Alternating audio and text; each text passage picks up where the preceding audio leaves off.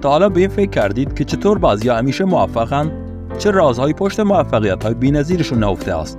امروز میخوام شما را به دنیای اسرارآمیز افراد مشهور ببرم.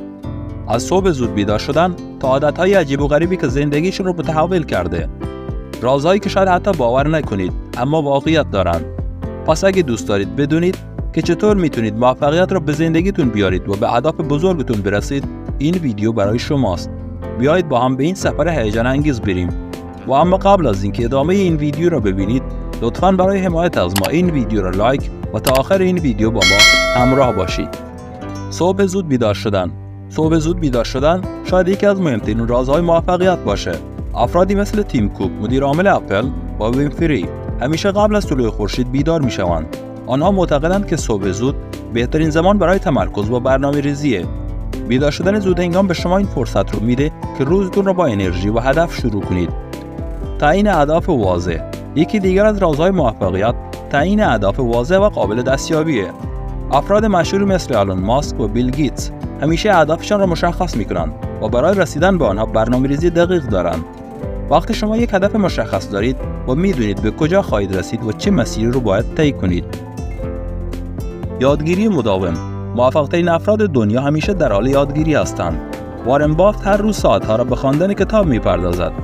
یادگیری مداوم به شما کمک می‌کنه تا همیشه در مسیر پیشرفت باشید و از رقبا جلوتر بمانید.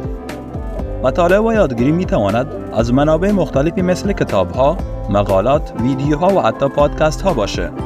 و در کامنت‌ها به ما بگید که آخرین کتابی که خوندید چی بوده و یا چه کتابی را توصیه می‌کنید.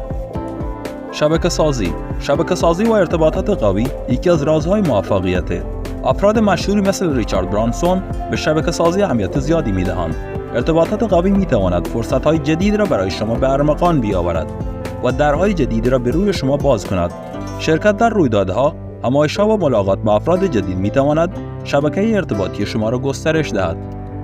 توجه به سلامتی و ورزش منظم یکی از پایه‌های موفقیته. افراد مشهوری مثل جف بزوس و مارک زاکربرگ به ورزش روزانه اهمیت زیادی میدهند. چرا؟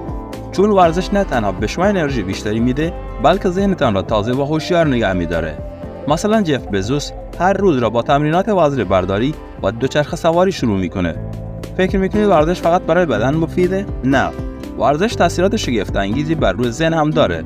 مثلا تمرین‌های هوازی مثل دویدن یا شنا جریان خون به مغز افزایش میده و باعث بهبود حافظه و توانایی‌های شناختی میشه.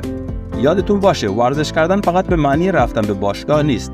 حتی یک پیاده‌روی سریع یا تمرینات کششی میتواند تاثیرات مثبتی بر سلامتی و روحیه شما داشته باشه. افراد موفق معمولاً زمانی را برای تمرینات ذهنی هم اختصاص میدهند. و اما قبل از اینکه ادامه این ویدیو را ببینید، لطفاً برای حمایت از ما کانال ما را سابسکرایب کنید و ویدیوهای جذاب بعدی رو هم از دست ندین. تعادل بین کار و زندگی یکی از کلیدهای موفقیت بلند مدته. افراد مشهوری مثل شریل سندبرگ، مدیر عملیاتی فیسبوک، به این تعامل اهمیت زیادی میده.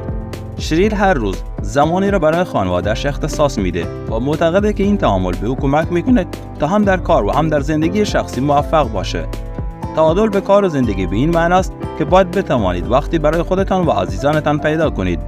وقتی که بتوانید از لحظات زندگی لذت ببرید و به روابطتان اهمیت دهید، انرژی بیشتری برای مقابله با چالش‌های کاری خواهید داشت. برای مثال، ریچارد برانسون همیشه وقتی را برای فعالیت‌های ماجراجویانه و سفرهای خانوادگی پیدا می‌کرد. یکی از نکات کلیدی برای حفظ این تعادل یادگیری هنر نگفتن است. افراد موفق می‌دانند که نباید تمام وقتشان را به کار اختصاص دهند و باید بتوانند وقت‌های خاصی را برای خانواده و خودشان اختصاص دهند. امیدوارم که این ویدیو برای شما مفید بوده باشه و رازهای موفقیت افراد مشهور را به خوبی به شما معرفی کرده باشیم. حالا نوبت شماست که این نکات را در زندگی خود به کار ببرید و مسیر موفقیت را طی کنید.